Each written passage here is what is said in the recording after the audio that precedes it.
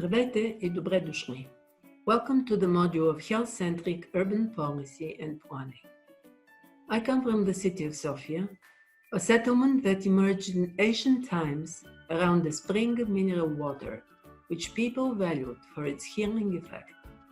The spring is still in the heart of the city today, freely accessible to everybody, its healing power still valued and used. Health and cities are two key elements in our lives.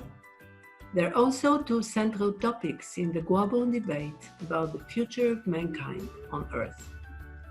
I will present you a module about how health-centric urban policy and planning could contribute to better settlements for people while caring for the planet as well.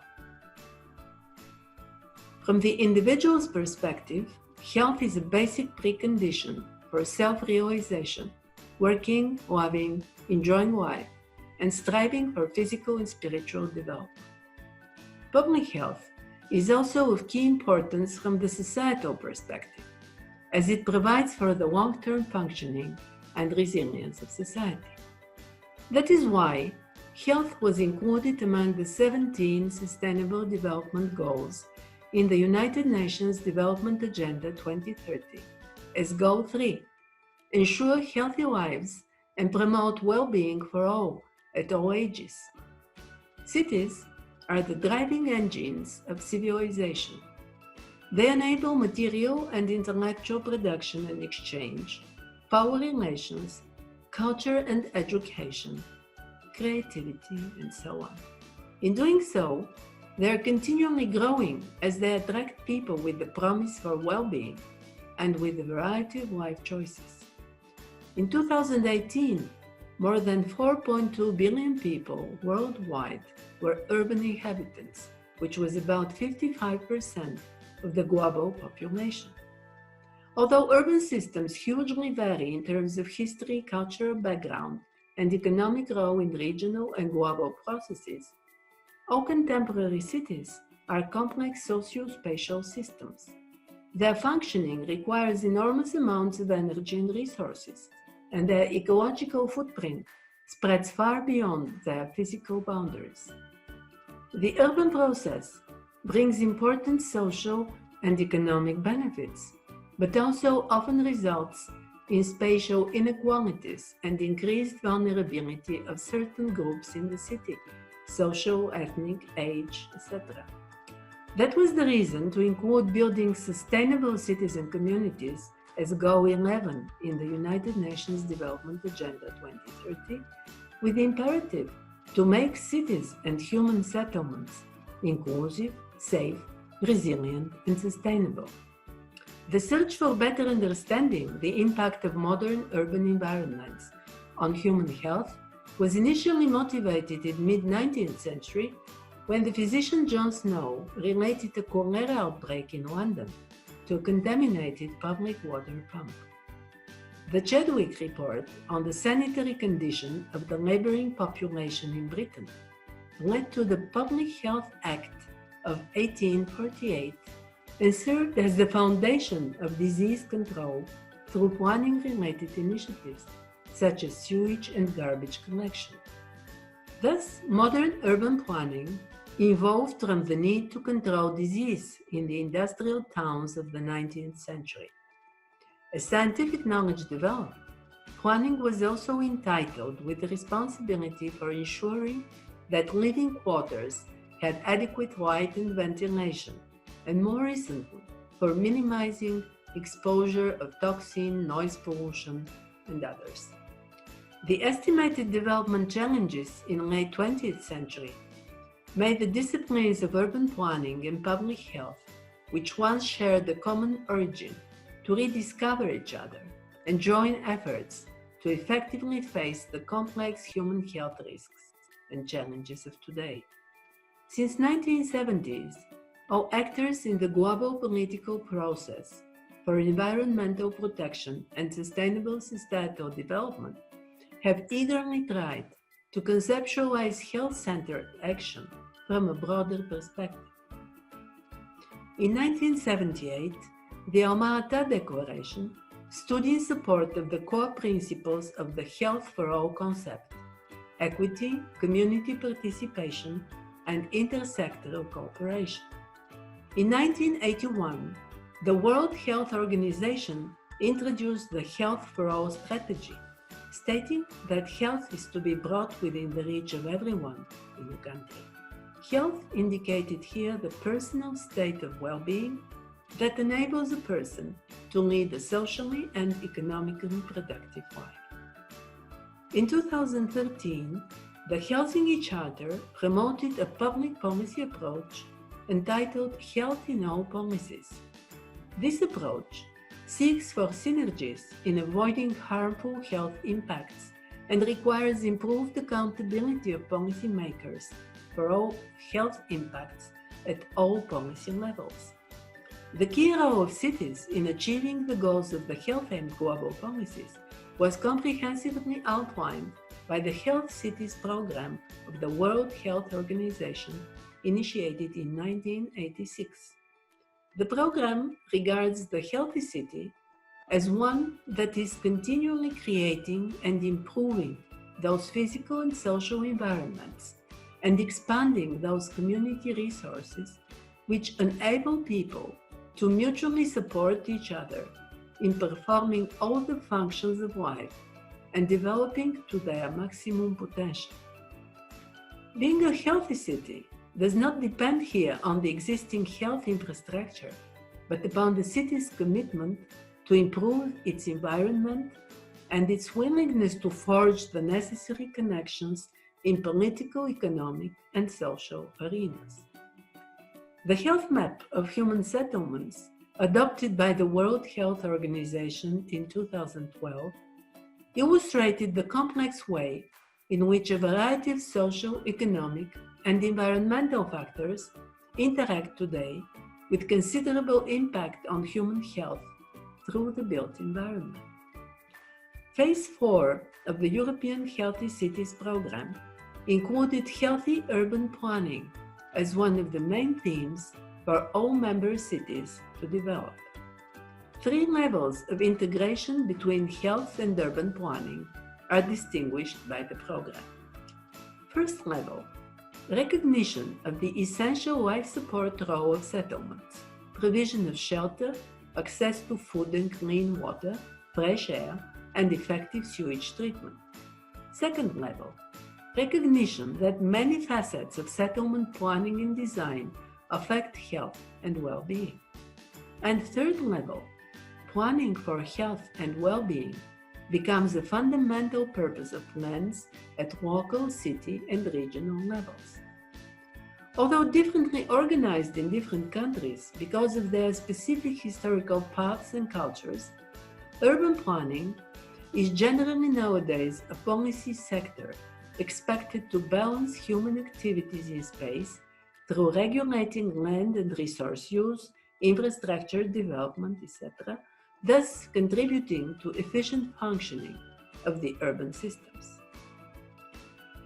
Health is not a new theme to contemporary urban planning. At the very close of the 19th century, Sir Ebenezer Howard initiated the influential Garden City movement in Britain by putting health considerations in the core of a new social model of development and urban-rural interaction. In early 20th century, modernist urban planning responded to health challenges in the overcrowded and polluted industrial cities by prescribing a planning remedy which was broadly taken by urban practice to separate urban functions, habitation, labor, and leisure in space, and then link them by public transport. Today, 2 decades after the start of the 21st century, urban theory and practice are already well aware that people's health in the city is influenced directly and indirectly by numerous factors such as city location and urban form, the quality and affordability of housing, the safety and inclusiveness of public space, and the proximity and affordability of ecosystem services, clean air, water, green infrastructure, and so on. Therefore, The simple physical separation of functions in space would not be expected to provide an ultimate solution. It rather causes next urban and health problems.